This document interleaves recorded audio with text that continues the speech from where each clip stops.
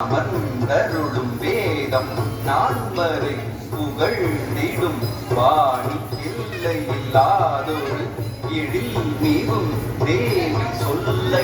ஆட்கொள்ளும் அருள் சுக வாணி நாமரை ஈற்றமர்ந்தருளும் வேதம் நாமரை போற்றிடும் அகிதாதொரு